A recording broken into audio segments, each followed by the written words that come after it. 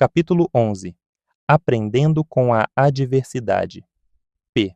O fracasso, em algum momento, é um benefício para o homem? R. Sim. Na verdade, aprender com a adversidade é o terceiro dos 7 princípios, mas poucas pessoas sabem que cada adversidade traz consigo a semente de uma vantagem equivalente. Menos pessoas ainda sabem a diferença entre derrota temporária e fracasso. Se esse conceito fosse de conhecimento geral, eu seria privado de uma das minhas armas mais poderosas, que uso para controlar os seres humanos. P. Mas entendi que você disse que o fracasso é um dos seus grandes aliados. Tive a impressão, baseado na sua confissão, de que o fracasso faz com que as pessoas percam a ambição e parem de tentar. Aí então você as possui sem nenhum tipo de dificuldade ou oposição por parte delas. R. Esse é justamente o ponto. Assumo o poder sobre elas justamente no momento em que elas desistem de tentar. Se elas soubessem a diferença entre derrota temporária e fracasso, elas não desistiriam quando encontrassem adversidades na vida. Se soubessem que cada forma de derrota e todos os fracassos trazem consigo a semente de uma nova oportunidade, elas se manteriam lutando e acabariam por vencer. O sucesso normalmente está a um passo muito curto além do ponto em que se desiste de lutar. P. Isso é tudo o que se pode aprender da adversidade, derrota e fracasso? R. Não. Esse é o mínimo que alguém pode aprender. Detesto dizer isso, mas o fracasso normalmente serve como uma bênção disfarçada, porque ele quebra o padrão do ritmo hipnótico e faz com que a mente se liberte para um novo começo. P. Agora estamos chegando a algum lugar. Então, você confessou, finalmente, que mesmo a lei natural do ritmo hipnótico pode ser e normalmente é anulada pela própria natureza. Isso está correto? R. Não, essa não é a forma correta e exata de abordar esse assunto. A natureza nunca anula nenhuma de suas leis naturais. A natureza nunca tira a liberdade de pensamento de um ser humano através da lei do ritmo hipnótico. O indivíduo abdica de sua liberdade pelo abuso dessa lei. Se um homem pulasse de uma árvore e fosse morto pelo abrupto impacto de seu corpo com a terra, através da lei da gravidade, você não diria que a natureza o assassinou. Diria? Você diria que o homem negligenciou no ato de relacionar-se apropriadamente com a lei da gravidade. P. Estou começando a entender. A lei do ritmo hipnótico é tanto capaz de ser utilizada pelo lado negativo quanto pelo positivo. Ela pode levar uma pessoa para as profundezas, chegando à escravidão através da perda do privilégio da liberdade de pensamento, ou ela pode ajudar uma pessoa a alcançar o topo de suas realizações, através do livre uso dos seus pensamentos, dependendo da forma como o indivíduo se relaciona com a lei. Isso está correto? R. Agora você está conseguindo entender. P. E sobre o fracasso, uma pessoa não fracassa intencionalmente, pensando deliberadamente em falhar. Ninguém estimula a derrota temporária. Essas são circunstâncias sobre as quais o indivíduo não possui qualquer tipo de controle. Como então pode-se dizer que a natureza não tira a liberdade de pensamento, quando na verdade o fracasso destrói a ambição, a força de vontade e autoconfiança essencial para se fazer um novo começo? R. O fracasso é uma circunstância feita pelo homem. Ele nunca é real até que seja aceito pelo homem como algo permanente. Colocando-se de outra forma, o fracasso é um estado de espírito. Por isso, é algo que um indivíduo pode controlar até o momento em que ele se nega a exercitar esse privilégio. A natureza não força as pessoas a fracassarem, mas a natureza impõe a sua lei do ritmo hipnótico sobre todas as mentes, e através dessa lei, ela mantém permanentemente todos os pensamentos que dominam essas mentes. Em outras palavras, pensamentos de fracasso são tomados pela lei do ritmo hipnótico e feitos permanentes, se o indivíduo aceita tais circunstâncias como sendo um fracasso permanente. Essa mesma lei, de forma inexorável, também assume e faz com que se tornem permanentes os pensamentos de sucesso. P. Qual o papel, então, que possui o fracasso em ajudar um indivíduo a quebrar o padrão do ritmo hipnótico após essa lei estar impregnada na mente dessa pessoa? R. O fracasso traz consigo um clímax, no qual uma pessoa tem o privilégio de limpar a sua mente do medo e fazer um novo começo, seguindo outra direção. O fracasso prova conclusivamente que algo está errado com os objetivos e planos da pessoa, através dos quais os mesmos objetivos e planos são perseguidos. O fracasso é o ponto final do hábito que a pessoa tem seguido, e, quando o mesmo é alcançado, ele força a pessoa a deixar esse caminho e seguir por outro, fazendo com que ela crie um novo ritmo para a sua vida. Mas o fracasso faz mais do que isso. Ele dá ao indivíduo uma oportunidade para testar a si mesmo, onde pode aprender o quanto de força de vontade ele possui. O fracasso também força as pessoas a aprenderem muitas verdades que elas nunca descobririam sem ele. O fracasso normalmente leva o indivíduo a entender a força da autodisciplina, sem a qual ninguém poderia voltar atrás após ter sido vítima do ritmo hipnótico. Estude as vidas de todas as pessoas que atingiram resultados fantásticos em qualquer ramo de atividade e observe que o seu sucesso é, em geral, diretamente proporcional às experiências de derrota e fracasso que ele vivenciou antes de ser bem-sucedido. P. Isso é tudo que você tem a dizer sobre as vantagens do fracasso? R. Não, eu recém comecei. Se você quer o real significado da adversidade, do fracasso, da derrota e de todas as outras experiências que quebram os hábitos dos seres humanos e os forçam a formar novos hábitos, observe a natureza em seu trabalho. A natureza usa a doença para quebrar o ritmo físico do corpo, quando a relação entre as células e os órgãos torna-se imprópria. Ela usa crises econômicas para quebrar o ritmo do pensamento em massa, quando um grande número de pessoas relaciona-se impropriamente, através de negócios, atividades sociais e políticas. E ela usa o fracasso para quebrar o ritmo do pensamento negativo, quando um indivíduo relaciona-se impropriamente consigo mesmo e com sua própria mente. Observe cuidadosamente e você verá que, em todos os lugares da natureza, sempre há uma lei natural que fornece uma eterna mudança para toda a matéria, toda a energia e todo o poder do pensamento. A única coisa permanente em todos os universos é a mudança. A mudança eterna e inexorável é aquela através da qual cada átomo da matéria e cada unidade de energia possui a oportunidade de relacionar-se apropriadamente com outras unidades de matéria e energia, e cada ser humano tem a oportunidade e o privilégio de relacionar-se apropriadamente com todos os outros seres humanos, independente de quantos erros ele cometa ou quantas vezes e de que maneiras ele possa ser derrotado.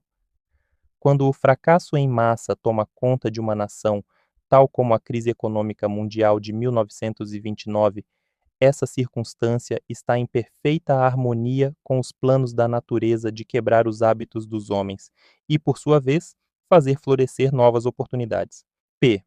O que você está dizendo me intriga muito. Pelo que estou entendendo, o ritmo hipnótico tem algo a ver com a forma com que as pessoas se relacionam umas com as outras? R. Essa coisa evasiva e abstrata chamada caráter nada mais é do que uma manifestação da lei do ritmo hipnótico. Por isso, quando se fala do caráter de alguém, seria mais apropriado dizer-se que os seus hábitos de pensamento foram cristalizados em uma personalidade positiva ou negativa, através da lei do ritmo hipnótico. Uma pessoa é boa ou ruim devido à fusão dos seus pensamentos com as suas ações através dessa lei. Uma pessoa é presa pela pobreza ou abençoada com a abundância devido às suas aspirações, planos e desejos. ou a falta deles, que por sua vez são feitos permanentes e reais pelo ritmo hipnótico. P. Isso é tudo que você tem a dizer a respeito da conexão entre o ritmo hipnótico e as relações humanas? R. Não, eu apenas comecei. Lembre-se de que, enquanto estou falando, estou mencionando a influência do ritmo hipnótico em conexão com todas as relações humanas. As pessoas que são bem-sucedidas nos negócios o são inteiramente devido à forma como se relacionam com os seus sócios e com todos os outros no seu círculo de negócios. Profissionais que são bem-sucedidos o são prioritariamente devido à forma com que eles se relacionam com os seus clientes. É muito mais importante para o advogado conhecer as pessoas e conhecer as leis da natureza do que conhecer propriamente a lei jurídica. E o médico acaba sendo um fracasso antes mesmo de começar, a menos que ele conheça como relacionar-se com os seus pacientes e como estabelecer a fé destes nele mesmo. Um casamento fracassa ou é bem-sucedido inteiramente devido à maneira com que os participantes relacionam-se um com o outro. Um relacionamento apropriado no casamento começa inicialmente com um motivo para casar-se. A maioria dos casamentos não traz felicidade para o casal, porque ambos não entendem e nem fazem questão de entender a lei do ritmo hipnótico através de sua ação, em que cada palavra que eles dirigem um ao outro, cada ato que eles fazem e cada motivo que os leva a lidar um com o outro faz parte de uma rede que pode trazer-lhes controvérsias e miséria, ou dar-lhes asas para a liberdade, através da qual ambos conseguem sobrevoar todas as formas de infelicidade. Cada nova amizade que ocorre entre as pessoas pode acabar em uma amizade verdadeira, e então em uma harmonia espiritual, algumas vezes chamada amor, ou planta uma semente de suspeita e dúvida, que acaba evoluindo e crescendo para uma rebelião aberta, de acordo com a forma com que os participantes nessa amizade relacionam-se uns com os outros. O ritmo hipnótico simplesmente pega as motivações dominantes, as aspirações, os objetivos e os sentimentos dessas mentes em contato e os transforma de alguma forma em fé ou medo, amor ou ódio. Após o padrão ter tomado forma, o que ocorre com o tempo, ele é imposto sobre essas mentes que estão em contato e torna-se parte delas. Nessa forma silenciosa, a natureza faz com que sejam permanentes os fatores dominantes de cada ser humano. Em cada relacionamento humano, as motivações e as ações vis desses indivíduos que estão em contato são coordenadas e consolidadas em uma forma definida e costuradas neste tão importante traço humano conhecido como caráter. Da mesma maneira, as motivações e as ações boas, virtuosas, são consolidadas e impostas sobre o indivíduo. Você pode ver que por isso não são somente as ações de uma pessoa, mas também os pensamentos dela que determinam a natureza de todas as relações humanas. P. Você está entrando em águas profundas. Vamos manter nossa conversa perto da costa, onde posso segui-lo sem ter medo de afundar. Vá em frente e conte-me como os relacionamentos humanos realmente funcionam em um mundo tão cheio de problemas tal como temos hoje. R. Esse é um pensamento feliz.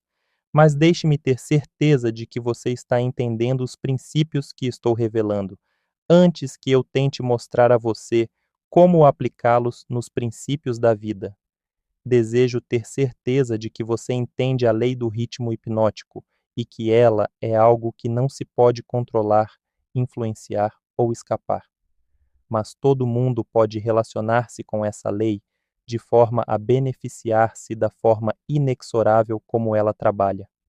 Um relacionamento harmonioso com a lei consiste em um indivíduo modificar completamente os seus hábitos, de tal forma que ele consiga ser claro naquilo que ele realmente deseja e está disposto a aceitar. Ninguém pode modificar a lei do ritmo hipnótico, assim como ninguém pode modificar a lei da gravidade, mas todo mundo pode modificar a si mesmo. Lembre-se, contudo, que, em resumo, todos os relacionamentos humanos são feitos e mantidos pelos hábitos dos indivíduos relacionados. A lei do ritmo hipnótico executa o papel de solidificar os fatores que constituem as relações humanas, mas ela não cria esses fatores. Antes de irmos mais adiante com a discussão dos relacionamentos humanos, quero que você tenha um claro entendimento da mente subconsciente. O termo mente subconsciente representa um hipotético órgão físico que, na verdade, não possui existência real. A mente do homem consiste de energia universal, alguns chamam de inteligência infinita, que o indivíduo recebe, apropria-se dela e organiza em formas definidas de pensamento, através de um aparato físico completo conhecido como cérebro. Essas formas de pensamento são réplicas de vários estímulos que chegam ao cérebro através dos cinco sentidos, e do sexto sentido, que ainda não é bem conhecido. Quando qualquer forma de estímulo alcança o cérebro e toma a forma definida de um pensamento, ele é classificado e armazenado em um grupo de células cerebrais conhecido como grupo da memória. Todos os pensamentos de natureza similar são armazenados juntos, de tal forma que, quando se traz um pensamento, este mesmo leva facilmente ao contato de todos os outros pensamentos associados a ele. Esse sistema é muito similar à forma de armazenamento moderna de arquivos e também é operado de forma similar. As impressões de pensamento, as quais uma pessoa mescla com a maior quantidade de emoções ou sentimentos, são os fatores dominantes do cérebro, porque eles estão sempre próximos da superfície, no topo do sistema de armazenamento, vulgarmente falando, onde eles entram em ação voluntariamente, no momento em que o indivíduo se nega a exercitar a autodisciplina. Esses pensamentos cheios de emoção são tão poderosos que frequentemente fazem com que o indivíduo se coloque em ação e motive-se a fazer coisas que não seriam aprovadas pela faculdade da razão.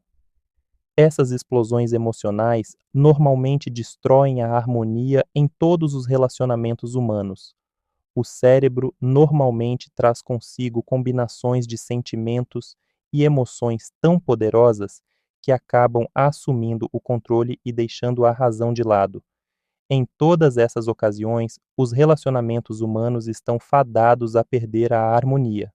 Através do funcionamento do sexto sentido, o cérebro de um ser humano pode contatar o arquivo de outros cérebros e inspecionar quaisquer impressões que estejam presentes nele.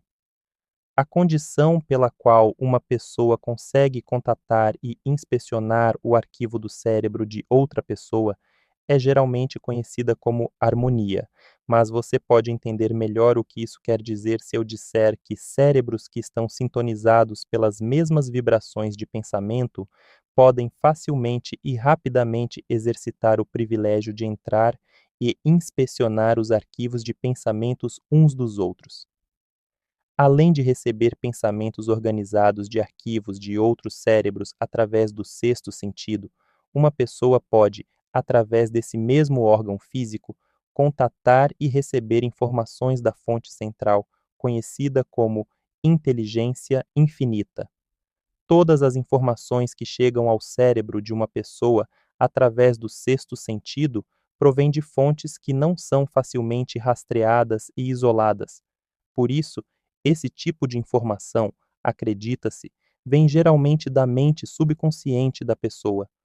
O sexto sentido é o órgão do cérebro através do qual se recebem todas as informações, todo o conhecimento, todas as impressões de pensamento que não vêm através de um ou de todos os cinco sentidos.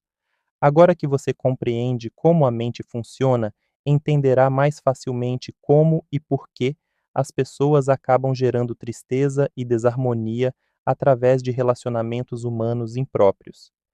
Você também entenderá como os relacionamentos humanos podem ser idealizados para angariar riquezas na sua mais alta forma, riquezas materiais, mentais e espirituais. Além disso, você compreenderá que nunca pode haver felicidade exceto através do entendimento e da aplicação dos princípios corretos das relações humanas. Entenderá também que nenhum indivíduo é uma entidade em si mesma e que só se pode conseguir uma mente plena pela harmonia de objetivos e ações entre duas ou mais mentes. Entenderá por que cada ser humano deveria, por sua própria escolha, tornar-se o guardião do seu irmão, tanto de fato como em teoria. P. O que você diz pode ser verdade, mas ainda insisto que você tem me levado para as profundezas do pensamento. Vamos voltar para a superfície, onde eu possa nadar em águas familiares. Nadaremos nas águas profundas após eu aprender a nadar com maestria. Começamos discutindo o assunto de como lucrar com a adversidade, mas me parece que perdemos o foco desse assunto. R. Fizemos um desvio, mas não nos alienamos. O diabo nunca se aliena. O desvio era necessário para que você se preparasse para entender a parte mais importante de toda esta entrevista. Agora estamos prontos para voltar à discussão sobre adversidade. Visto que a maior parte das adversidades ocorre devido a relações impróprias entre as pessoas, me parece importante que você entenda como as pessoas podem relacionar-se apropriadamente. Naturalmente, levanta-se a questão de o que é uma relação apropriada entre as pessoas. A resposta é que um relacionamento apropriado é aquele que traz a todos que estão ligados a ele ou afetados por ele alguma forma de benefício. P. O que então é um relacionamento impróprio? R. Qualquer relacionamento entre pessoas que cause dano ou traga qualquer forma de miséria ou infelicidade para qualquer um dos envolvidos. P. Como podem relacionamentos impróprios ser corrigidos? R. Pela mudança da mente da pessoa que está causando o relacionamento impróprio ou pela mudança das pessoas envolvidas no relacionamento.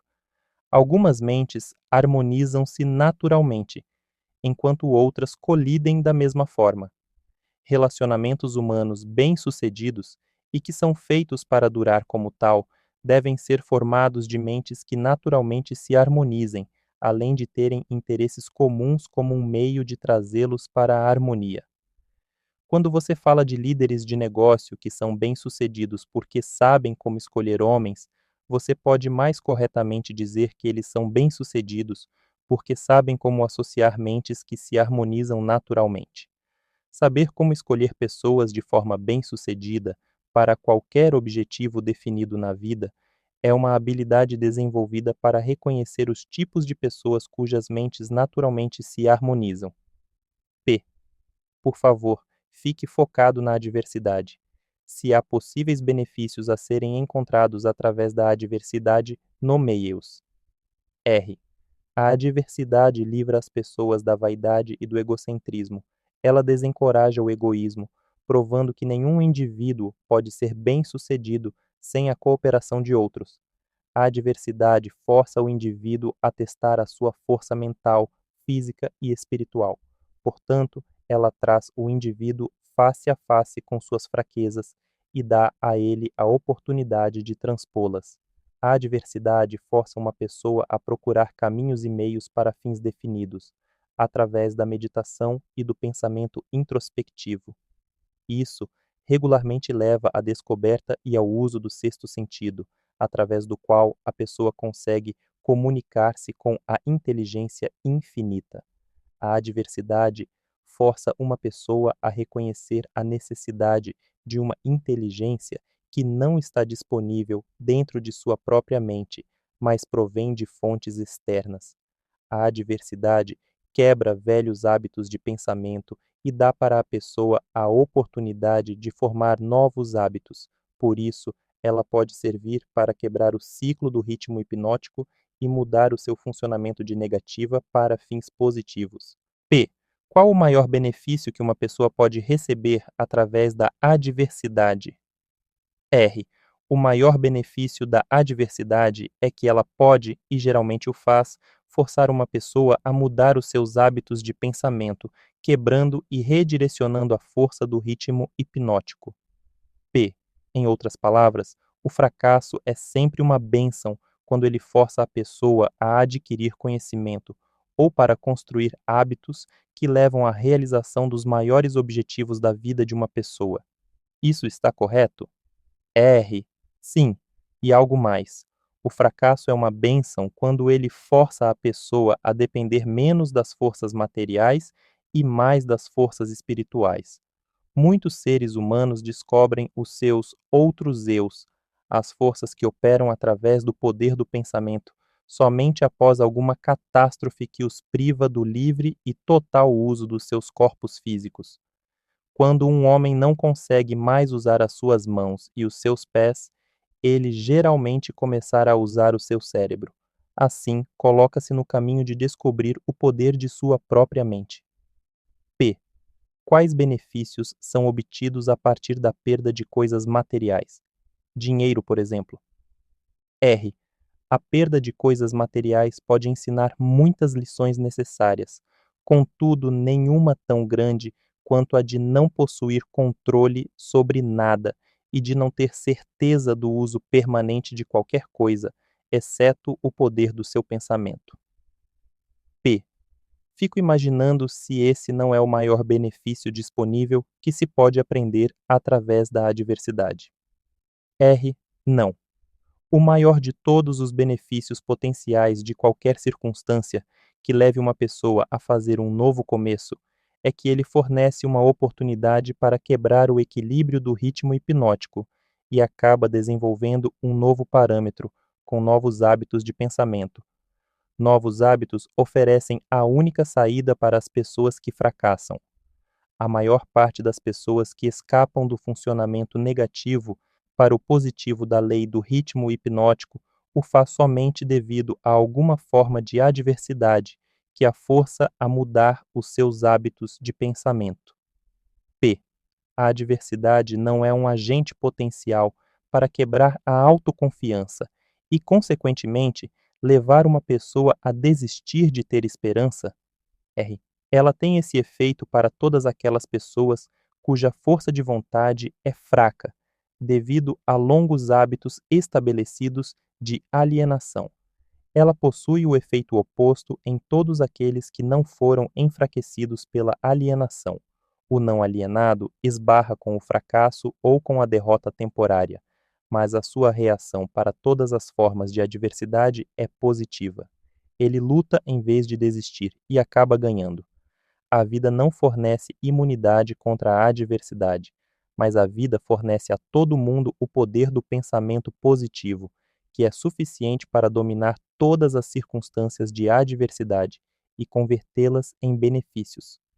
O indivíduo possui a prerrogativa e o privilégio de usar ou negligenciar o seu direito de pensar apropriadamente para transpor todas as adversidades.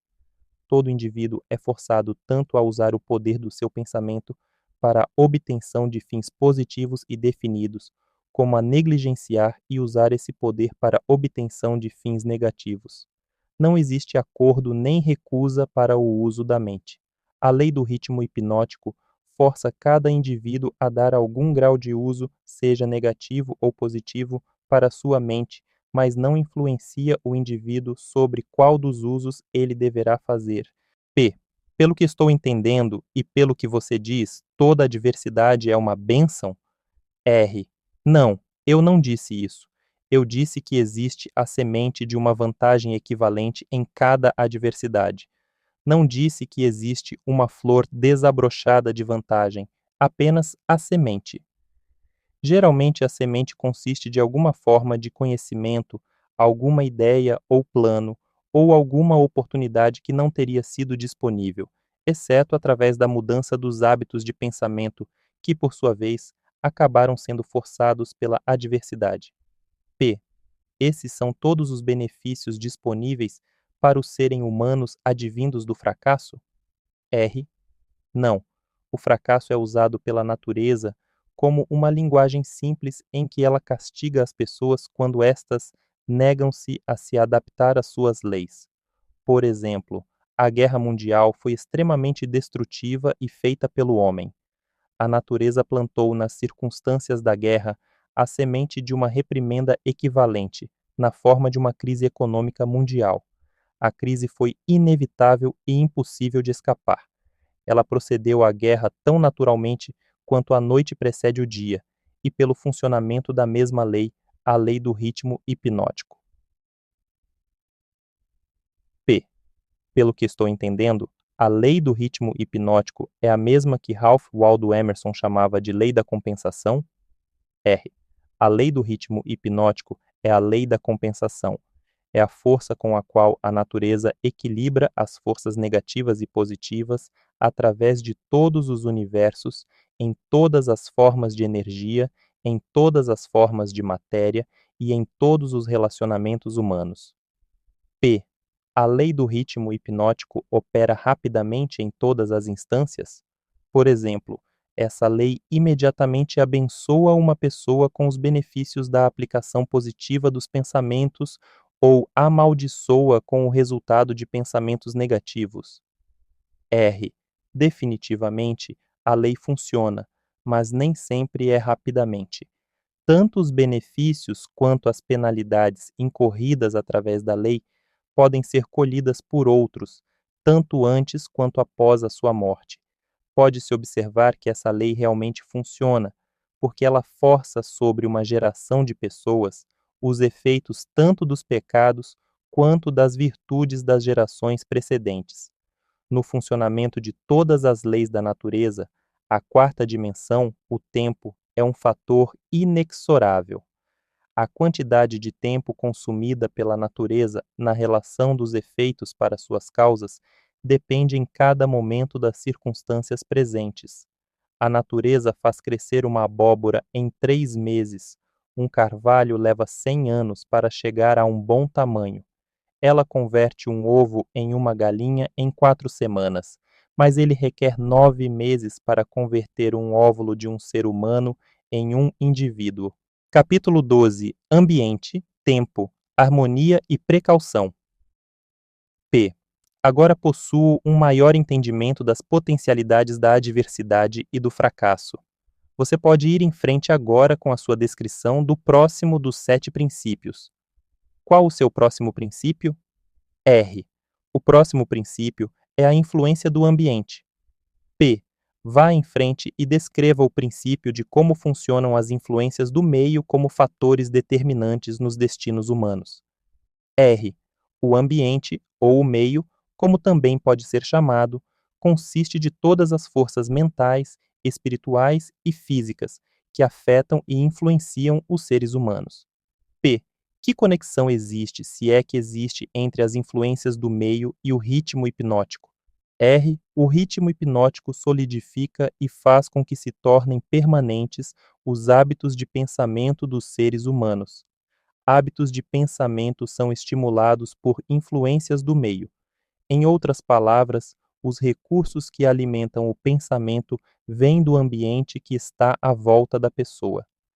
Hábitos de pensamento são feitos permanentes pela lei do ritmo hipnótico. P. Qual a parte mais importante do meio em que uma pessoa vive, a parte que determina, mais do que todas as outras, se um indivíduo faz uso positivo ou negativo de sua mente? R. A parte mais importante do meio de uma pessoa é aquela criada pela associação dessa pessoa com outros.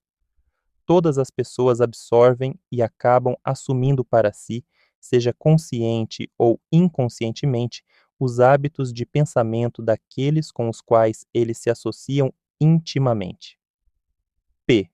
Você quer dizer com isso que o contato constante com uma pessoa cujos hábitos de pensamento são negativos influencia a pessoa a formar também hábitos de pensamento negativos? R. Sim. A lei do ritmo hipnótico força cada ser humano a formar hábitos de pensamento que se harmonizam com as influências dominantes do seu ambiente, principalmente a parte do ambiente criada pela associação com outras mentes. P. Então é importante que a pessoa selecione com muita cautela aqueles que serão seus associados? R. Sim.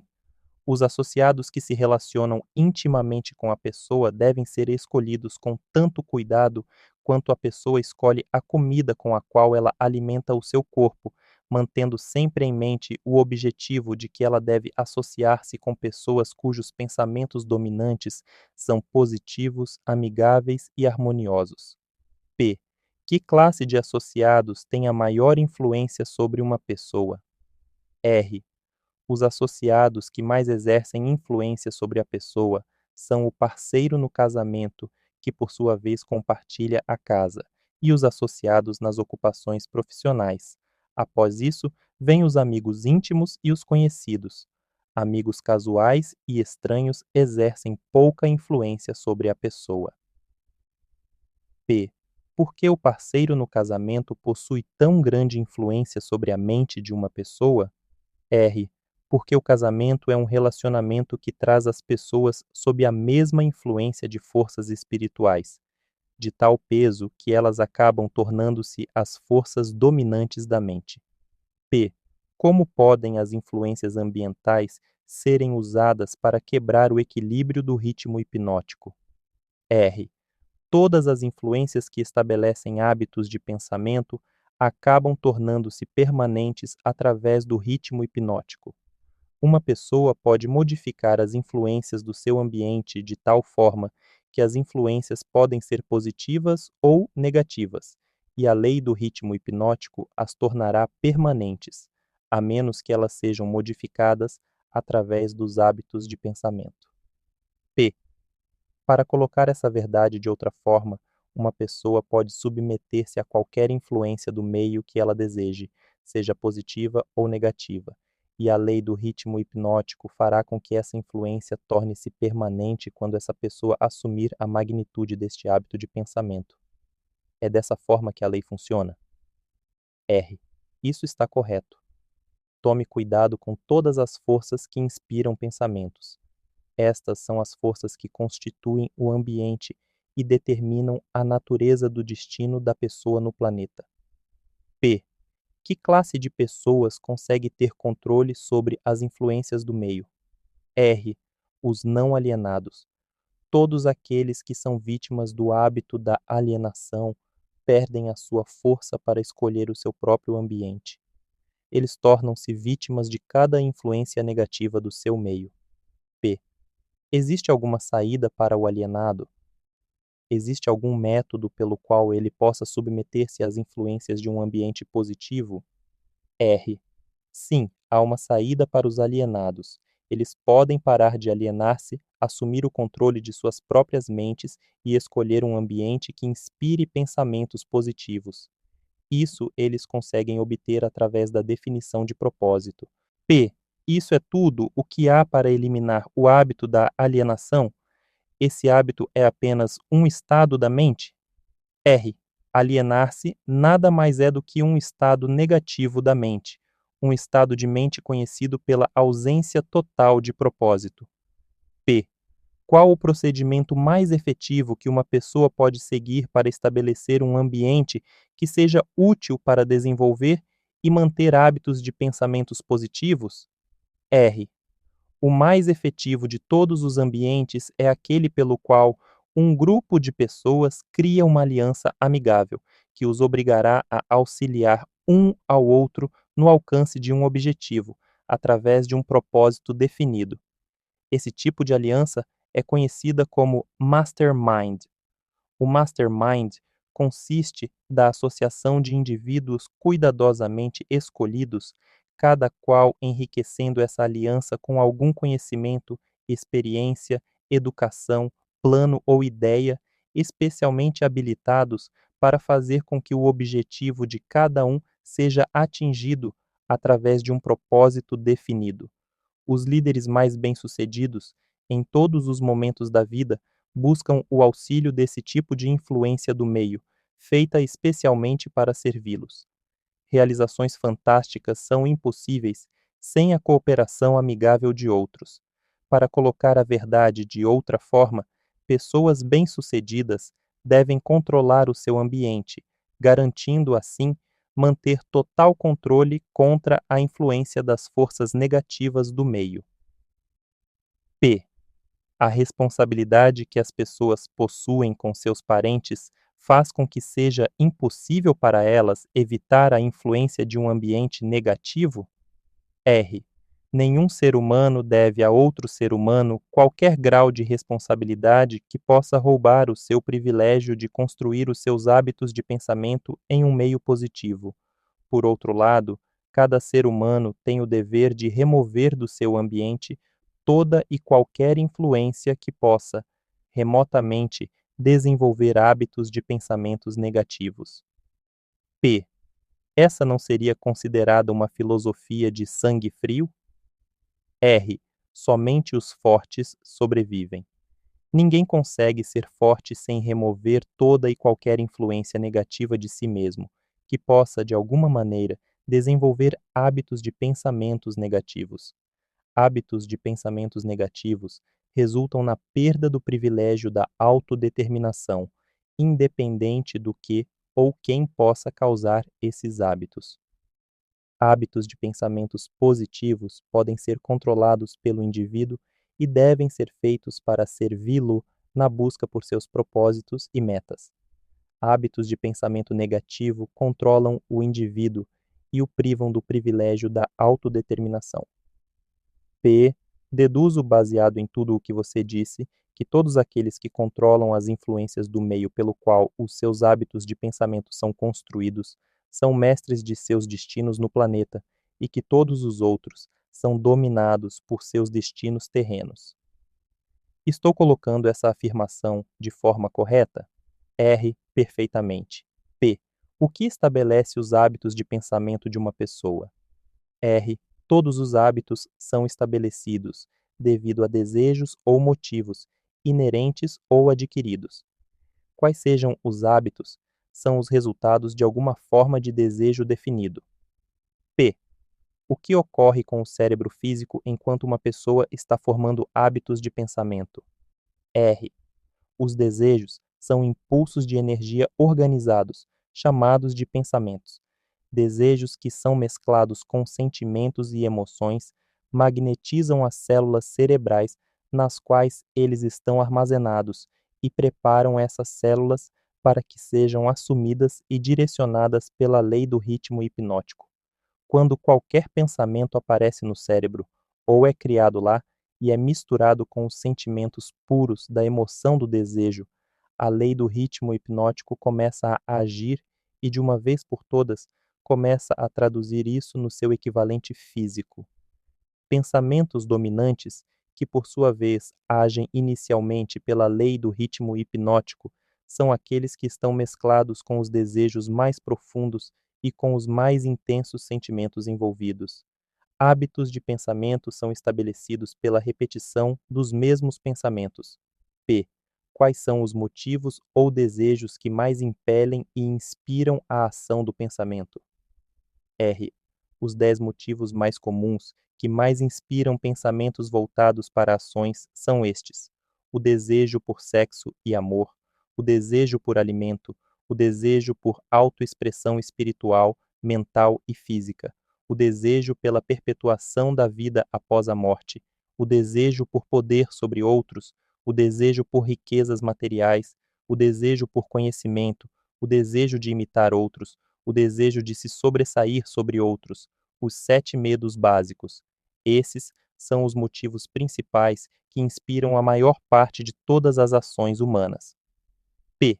E os desejos negativos, tais como a ganância, a inveja, a avareza, o ciúme e o rancor. Esses sentimentos negativos não são expressados mais frequentemente do que qualquer um dos sentimentos positivos? R. Todos os desejos negativos não são nada, exceto frustrações de desejos positivos. Eles são inspirados por alguma forma de derrota, fracasso ou negligência por parte dos seres humanos em se adaptarem às leis da natureza de forma positiva. P. Esse é um novo ponto de vista nessa questão dos pensamentos negativos. Se estou entendendo o que você disse, todos os pensamentos negativos são inspirados pela negligência ou fracasso de uma pessoa em se adaptar harmoniosamente às leis da natureza. Isso está correto? R. Isso está corretíssimo. A natureza não tolerará quaisquer inatividades ou vácuos de qualquer tipo. Todo o espaço deve ser, e na verdade é, preenchido com alguma coisa. Tudo nesta existência, tanto de natureza física como espiritual, deve ser e estar em constante movimento. O cérebro humano não é exceção a essa regra. Ele foi criado para receber, organizar, especializar-se e expressar o poder do pensamento. Quando um indivíduo não usa o cérebro para a expressão de pensamentos criativos e positivos, a natureza preenche o vácuo, forçando-o a agir em cima de pensamentos negativos. Não pode haver indolência ou inatividade no cérebro. Entenda esse princípio e você terá um novo e importante entendimento sobre as influências que o ambiente exerce nas vidas dos seres humanos. Você entenderá melhor também como a lei do ritmo hipnótico opera, sendo ela a lei que mantém tudo e todos em constante movimento, através de alguma forma de expressão, tanto de princípios negativos como positivos. A natureza não está interessada nesse tipo de moral. Ela não está interessada no certo ou no errado. Ela não está interessada na justiça ou na injustiça. O seu interesse é unicamente de forçar tudo a expressar a ação de acordo com a sua natureza. P. Essa é uma interpretação muito reveladora da forma como a natureza se comporta, a quem devo solicitar corroboração das suas afirmações. R. Aos homens de ciências, aos filósofos, a todos os pensadores deste mundo. Por último, as manifestações físicas da própria natureza. A natureza não possui nada parecido com matéria morta. Cada átomo da matéria está em constante movimento. Toda energia movimenta-se contínua e constantemente. Não existem espaços vazios em lugar algum. O tempo e o espaço são literalmente manifestações do movimento, com tal grandeza de velocidade que não pode ser medida pelos seres humanos. P. Por tudo que você está dizendo, uma pessoa é forçada a concluir que as fontes de conhecimento são chocantemente limitadas. R. As fontes desenvolvidas de conhecimento são limitadas. Todo o cérebro de um adulto normal é um portal em potencial para todo o conhecimento que existe através dos universos. Todo o cérebro de um adulto normal possui dentro do seu mecanismo a possibilidade de se comunicar diretamente com a inteligência infinita, a fonte de onde provém todo o conhecimento que existiu, existe e existirá. P. A sua afirmação me leva a crer que todos os seres humanos podem tornar-se aquilo que chamam de Deus. É isso que você quer dizer? R. Através da lei da evolução, o cérebro humano está sendo aperfeiçoado para comunicar-se automaticamente com a inteligência infinita. A perfeição virá através do desenvolvimento organizado do cérebro, através de sua adaptação às leis da natureza. O tempo é o fator que trará a perfeição. P. O que causa ciclos de eventos recorrentes, tais como epidemias de doenças, crises econômicas, guerras e ondas de crimes? R. Todas as epidemias nas quais um grande número de pessoas é afetado de maneira similar são causadas pela lei do ritmo hipnótico, através da qual a natureza consolidada, pensamentos de natureza similar, faz com que esses pensamentos sejam expressados através de uma ação em massa. P. Então, a grande crise econômica foi colocada em ação devido ao grande número de pessoas que foram influenciadas a liberarem pensamentos de medo. Isso está correto? R. Perfeitamente. Milhões de pessoas estavam agindo para conseguir alguma coisa em troca de nada, através da aposta no mercado financeiro. Quando elas de repente descobriram que tinham conseguido nada por alguma coisa, elas se aterrorizaram, correram para os seus bancos e retiraram os seus dinheiros. E o pânico estava instalado. Através do pensamento em massa de milhões de mentes, todos pensando em termos de medo da pobreza, a crise prolongou-se por alguns anos. P.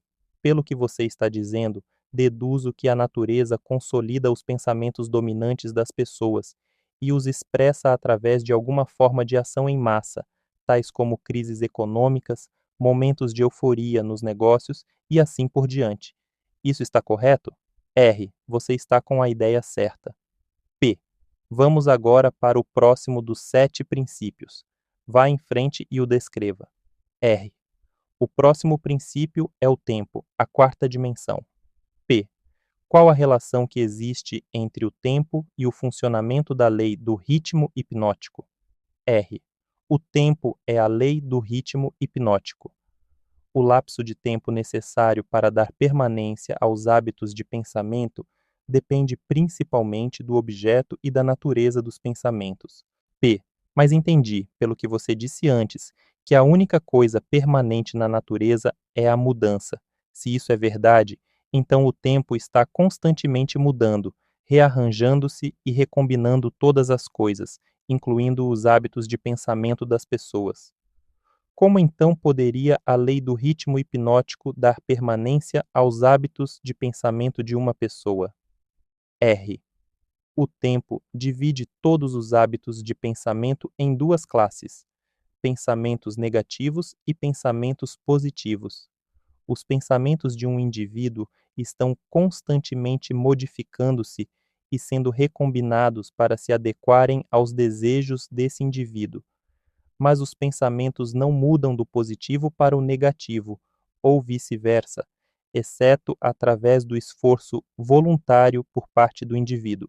O tempo penaliza o indivíduo por todos os pensamentos negativos e o recompensa por todos os pensamentos positivos, de acordo com a natureza e o propósito dos pensamentos. Se os pensamentos dominantes de uma pessoa são negativos, o tempo penaliza o indivíduo construindo em sua mente o hábito do pensamento negativo e então ele procede para solidificar este hábito em um ato permanente durante cada segundo de sua existência. Os pensamentos positivos são, da mesma forma, construídos pelo tempo e acabam tornando-se hábitos permanentes. O termo permanência, é claro, refere-se à vida natural do indivíduo. Literalmente falando, nada é permanente. O tempo converte hábitos de pensamento naquilo que pode ser chamado permanência durante a vida do indivíduo. P. Agora possuo um entendimento melhor de como o tempo trabalha. Quais outras características possui o tempo em conexão com o destino dos seres humanos na Terra? R. O tempo é o tempero que influencia a natureza, através do qual as experiências humanas podem ser amadurecidas em sabedoria. As pessoas não nascem com sabedoria, mas elas nascem com a capacidade de pensar e podem, através do lapso do tempo, chegar à sabedoria pelos seus pensamentos.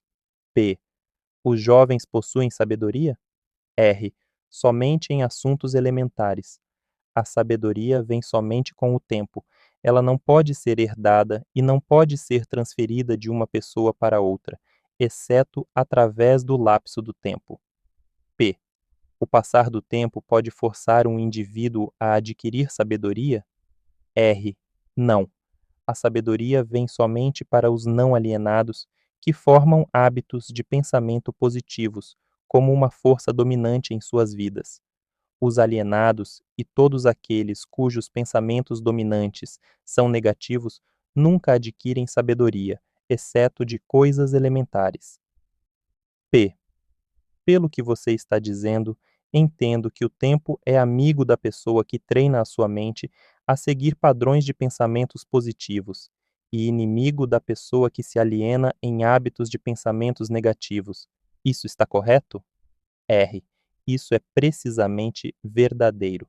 Todas as pessoas podem ser classificadas como alienadas ou não alienadas.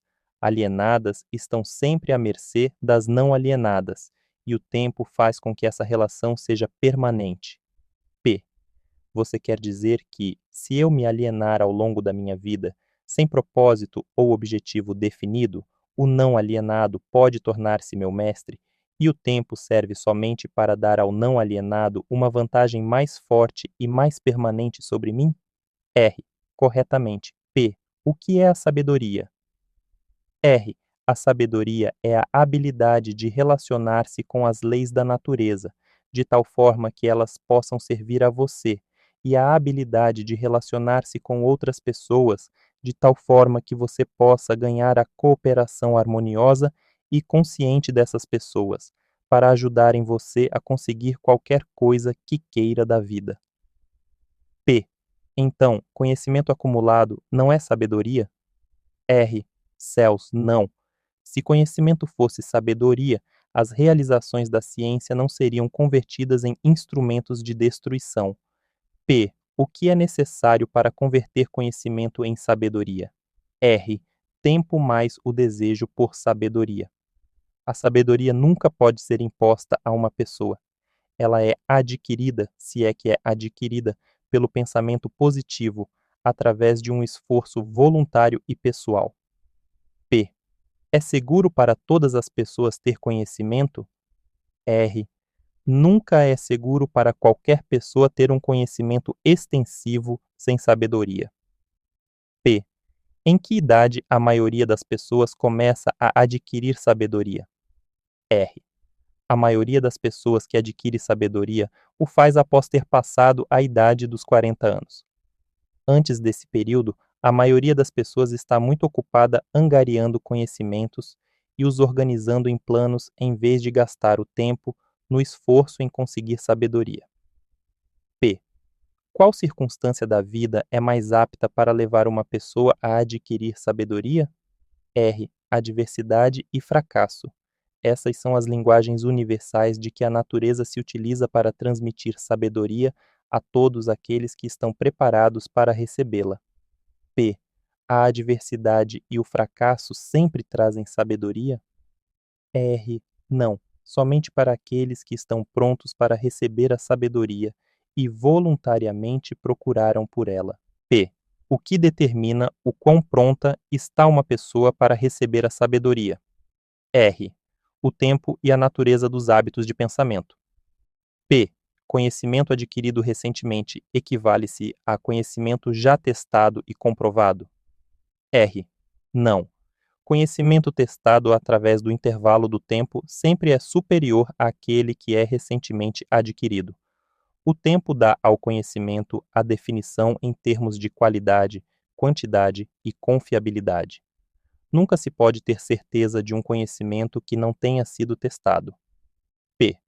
O que é um conhecimento confiável? R. É o conhecimento que se harmoniza com a lei natural, o que significa que é baseado em pensamentos positivos. P. O tempo modifica e altera os valores do conhecimento? R. Sim, o tempo modifica e altera todos os valores.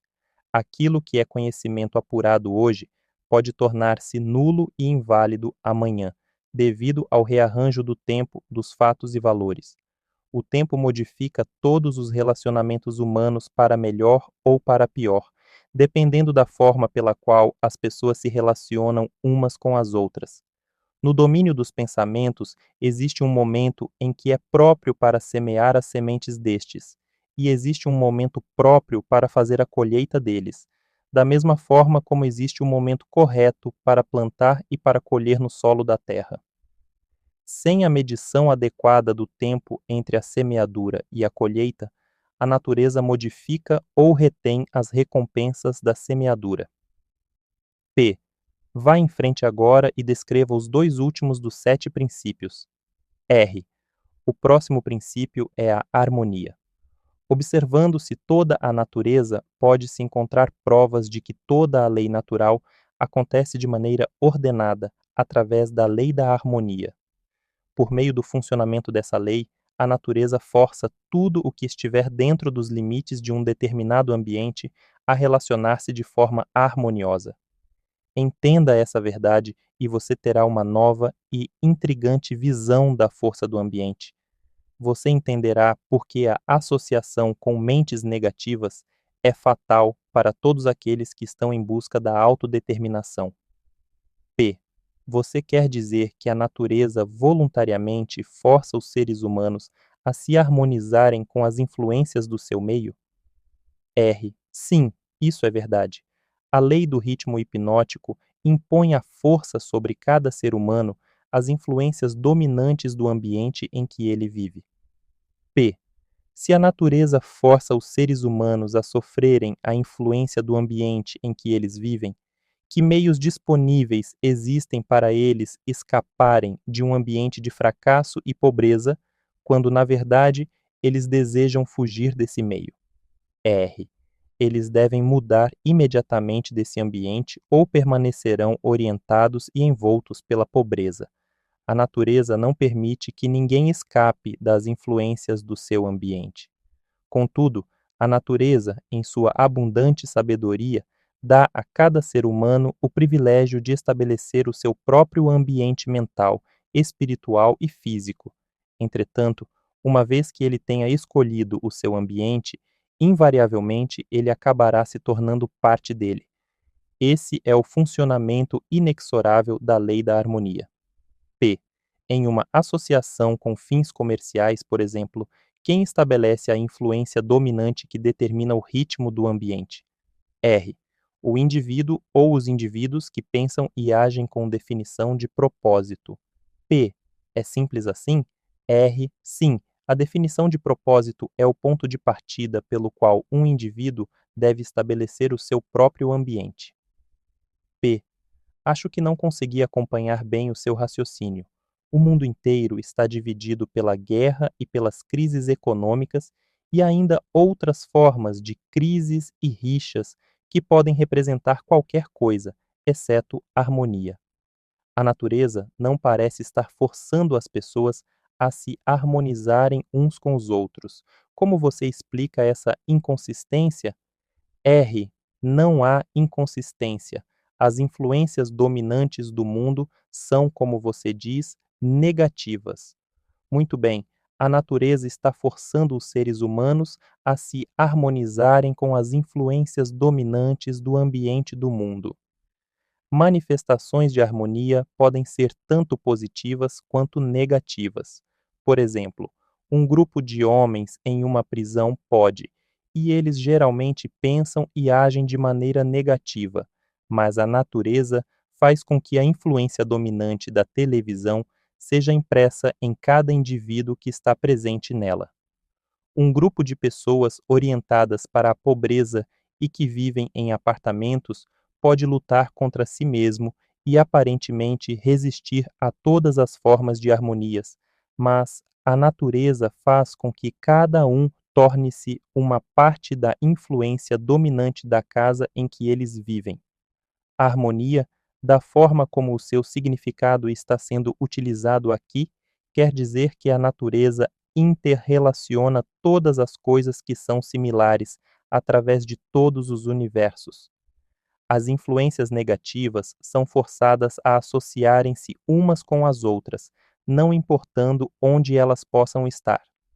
As influências positivas são, tanto quanto as negativas, definitivamente forçadas a associarem-se umas com as outras.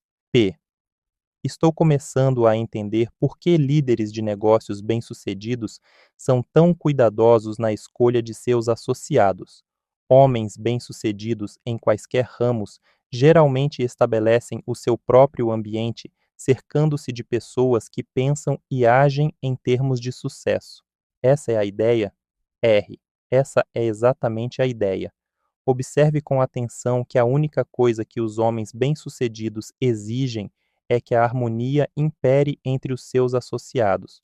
Outra característica de pessoas bem-sucedidas é que elas se movimentam com definição de propósito e insistem para que os seus associados façam o mesmo. Entenda essas duas verdades e você entenderá a diferença que existe entre um Henry Ford e um trabalhador comum. P.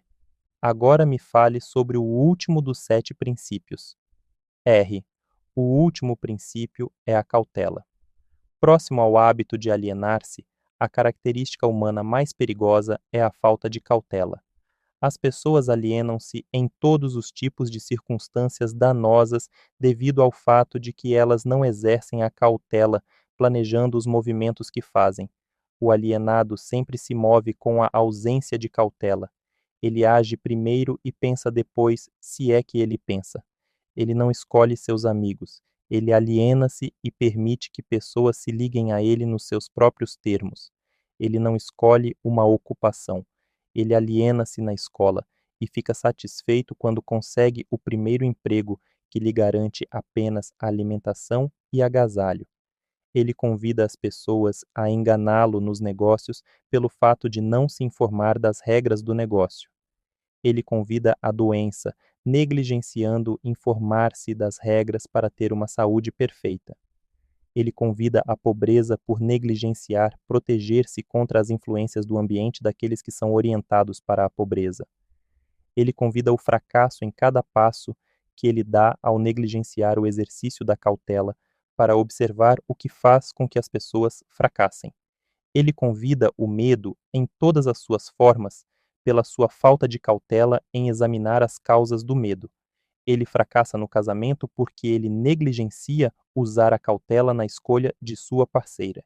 E ele usa ainda menos cautela nos seus métodos de relacionar-se com ela após o casamento.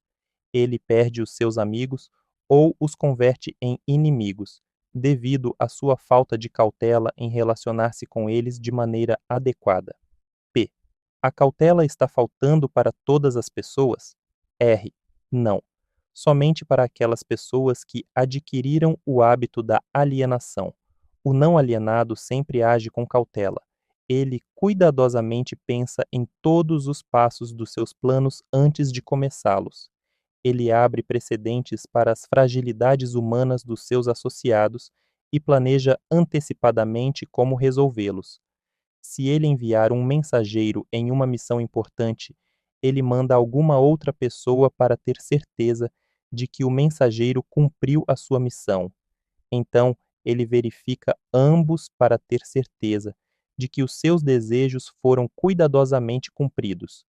Ele cuida de todos os detalhes, mesmo daqueles que parecem sem importância, e utiliza a cautela como meio de garantir o seu sucesso. P. A cautela excessiva não é tão prejudicial quanto a falta de cautela? R. O que você chama de cautela excessiva, na verdade, é uma expressão do medo. Medo e cautela são duas coisas totalmente diferentes. P. As pessoas não se enganam confundindo o medo por cautela excessiva? R. Sim, isso algumas vezes acontece, mas a maioria das pessoas criam para si mesmas muito mais desastres e situações danosas para suas vidas pela total falta do hábito da cautela do que pelo excesso desta. P. Qual a forma mais vantajosa de se utilizar a cautela? R. Na seleção dos associados e nos métodos de relacionar-se com estes. A razão para isso é óbvia. Os associados constituem a parte mais importante do ambiente de uma pessoa, e as influências do ambiente determinam se a pessoa forma o hábito de alienar-se ou se ela se torna um não alienado. A pessoa que exercita a cautela na escolha dos seus associados nunca se permite estar intimamente associada com qualquer pessoa que não traga para ela, através da associação, alguma forma definida de benefício mental, espiritual ou econômico. P. Esse método de escolher associados não seria egoísta? R. É um método sensível e que leva para a autodeterminação. É o desejo de qualquer pessoa normal encontrar sucesso material e felicidade. Nada contribui mais para o sucesso e a felicidade de uma pessoa do que a escolha cuidadosa de seus associados. A cautela na seleção dos associados torna-se, por isso, a missão de toda pessoa que queira tornar-se feliz e bem-sucedida. O alienado permite que seus associados mais próximos liguem-se a ele considerando os próprios termos deles. O não alienado cuidadosamente escolhe os seus associados e não permite que ninguém se torne intimamente associado a ele sem que contribua com alguma forma de influência útil ou benéfica. P. Nunca ocorreu a mim que a cautela na seleção de amigos seria tão definitiva para o sucesso ou o fracasso de uma pessoa. Todas as pessoas bem-sucedidas agem com cautela na seleção de seus associados, seja na esfera comercial, social ou profissional de seus relacionamentos? R. Sem o exercício da cautela na escolha de todos os seus associados, ninguém pode estar certo do sucesso, seja em qual área de atuação for. Por outro lado, a falta de cautela traz consigo algum tipo de derrota em qualquer área de atuação. Resumo: existem três coisas interconectadas dentro da minha entrevista com o diabo que mais me interessam. Esses três fatores me interessam porque foram as influências mais importantes da minha vida, um fato que qualquer leitor da minha história consegue facilmente discernir. Os três fatores mais importantes são o hábito de alienar-se, a lei do ritmo hipnótico, através da qual todos os hábitos acabam se tornando permanentes, e o elemento tempo. Esse trio de forças invariavelmente está presente no destino de todos os homens, de forma inviolável. Essas três forças acabam tendo um novo e mais importante significado quando são estudadas e combinadas como uma força grupal. Não precisa ter muita imaginação e nem muito conhecimento sobre as leis naturais para entender que a maior parte das dificuldades nas quais as pessoas se encontram são suas próprias criações. Além disso, as dificuldades raramente são o resultado de circunstâncias imediatas. Elas geralmente são o ápice de uma série de circunstâncias, as quais foram consolidadas através do hábito da alienação com a colaboração do tempo. Samuel Insull não perdeu o seu império industrial de 4 bilhões de dólares como resultado da crise econômica. Ele começou a perder muito antes da crise, quando ele tornou-se vítima de um grupo de mulheres que o seduziram, tornando seus talentos de grande utilidade pública em uma grande ópera. Se em algum momento um homem na mais alta posição do mundo financeiro despencou devido ao poder da alienação, do ritmo hipnótico e do tempo, esse homem foi Samuel Insull. Eu estou escrevendo sobre o Sr. Insull baseado em um conhecimento profundo sobre a sua pessoa e as causas dos seus problemas, os quais datam desde o tempo em que eu servi com ele durante a Primeira Guerra Mundial, até o momento da sua tentativa doentia de fugir de si mesmo. Henry Ford passou pela mesma crise que arruinou o Sr. Insull, mas Ford passou pela crise sem um arranhão e acabou no topo. Você quer saber a razão? Eu lhe contarei. Ford tem o hábito de não alienar-se em nenhum assunto. O tempo é um poderoso amigo de Ford, porque ele formou o hábito de usá-lo de forma construtiva e positiva, com a ajuda de pensamentos de sua própria criação, cercado por planos próprios. Pegue qualquer circunstância que você deseje, meça com referência ao seu relacionamento com o hábito da alienação, do ritmo hipnótico e do tempo, e você certamente terá as causas mais apuradas de todo o fracasso ou de todo o sucesso. Franklin D. Roosevelt assumiu seu gabinete com um estrondo durante o seu primeiro mandato. Mas ele tinha um propósito principal em mente, e esse propósito era bem definido. Seu objetivo era parar o estampido do medo e fazer com que as pessoas começassem a pensar e falar em termos de prosperidade nos negócios em vez de crise. Ao trabalhar na busca de seu propósito, não havia alienação. As forças de toda a nação estavam consolidadas e moviam-se como uma só, ajudando o presidente a alcançar o seu propósito definido. Pela primeira vez na história da América, os jornais de todas as inclinações políticas, as igrejas de todas as denominações, as pessoas de todas as raças e cores e as organizações políticas de todos os partidos uniram-se formando uma força estupenda, com o único objetivo de ajudar o presidente a restaurar a fé e as relações comerciais no país. Em uma conferência realizada entre o presidente e um grupo de conselheiros de emergências, poucos dias após ele assumir a presidência, eu perguntei a ele qual era o seu maior problema. Ele respondeu: não é uma questão de maior ou menor, nós temos apenas um problema e este problema é parar o medo e suplantá-lo com a fé. Antes do final do seu primeiro ano, o presidente havia vencido o medo e o suplantado pela fé, e a nação estava vagarosamente, mas no caminho certo, para sair de uma vez por todas da selva da crise. No final do seu primeiro mandato, marque bem o elemento tempo, o presidente havia consolidado de forma tão efetiva as forças dos negócios americanos e da vida privada que ele tinha uma nação inteira o apoiando, pronta, desejosa e entusiasticamente apta a segui-lo, não importando o caminho que ele seguisse. Estes são fatos bem conhecidos para todo mundo que tenha lido os jornais ou escutado o rádio. Então, veio outra eleição presidencial e a oportunidade para as pessoas expressarem sua fé no seu líder. Elas a expressaram com uma vitória sem precedentes na política americana, e o presidente assumiu o gabinete para um segundo mandato com uma votação quase unânime, perdendo somente em 2 estados. Agora, observe como a roda da vida começou a reverter-se e voltar-se para outra direção. O presidente mudou a sua política, baseada em definição de propósito, e entrou para a indefinição e para a alienação. A sua mudança na política dividiu o poderoso Partido Trabalhista e fez com que mais da metade desse grupo ficasse contra ele. Ele dividiu o que antes era quase sólido em ambas as casas do Congresso e, mais importante do que isso, ele dividiu o povo americano em 2 grupos, prós e contras, e com um resultado final que o que sobrou daquele presidente foi somente o seu sorriso de US$ 1 milhão e seu aperto de mão firme.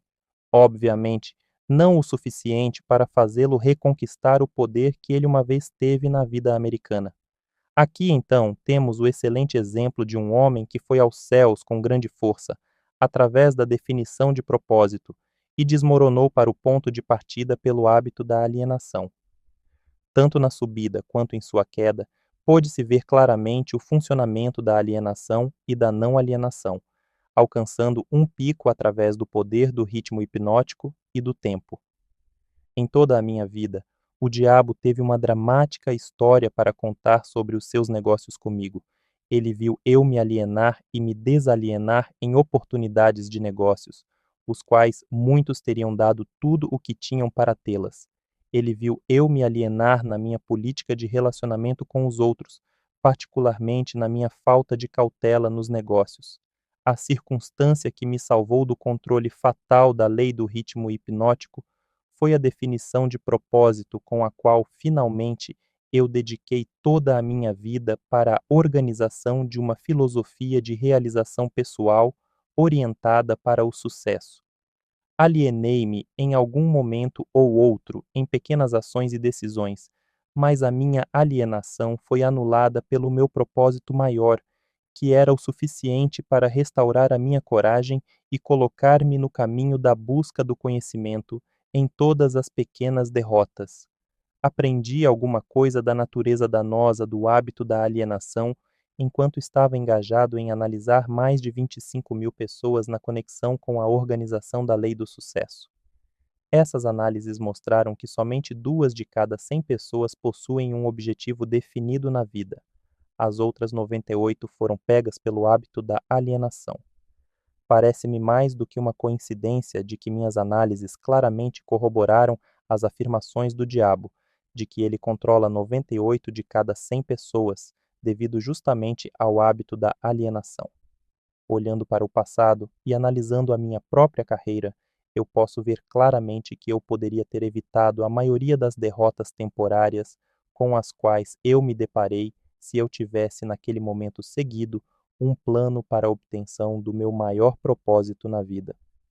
Da minha experiência em ter analisado os problemas de mais de 5.000 famílias, eu sei definitivamente que a maioria das pessoas casadas que se desarmonizam um com o outro o fazem devido ao acúmulo de um grande número de pequenas circunstâncias no seu casamento, as quais poderiam ter sido esclarecidas e contornadas no momento em que foram criadas, se houvesse uma política definida para fazê-lo.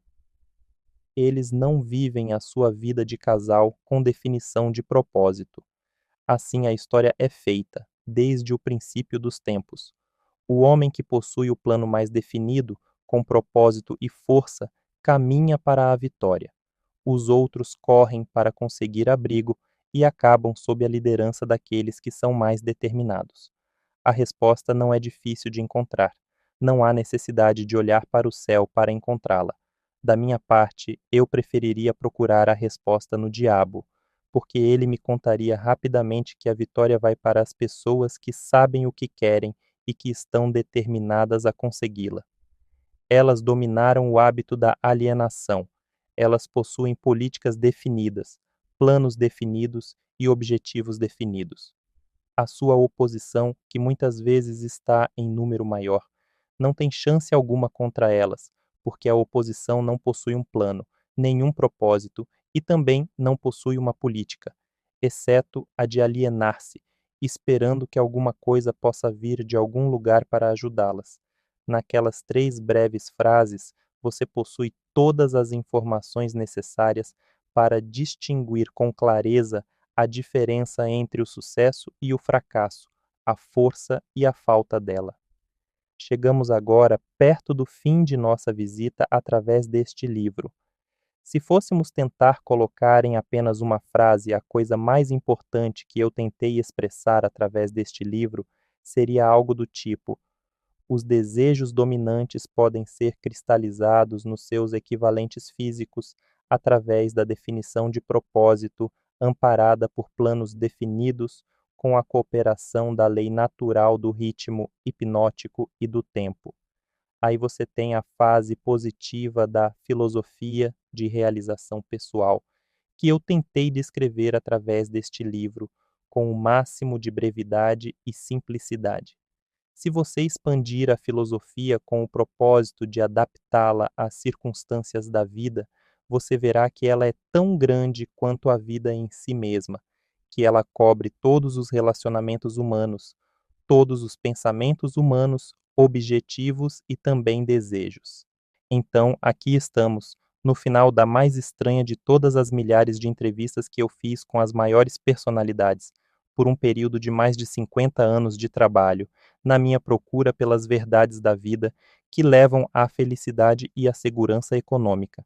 É estranho, no entanto, que, após ter tido a cooperação ativa de homens como Carnegie, Edison e Ford, eu tenha sido compelido finalmente a ir até o diabo para encontrar um conhecimento prático do maior de todos os princípios revelados na minha procura pela verdade.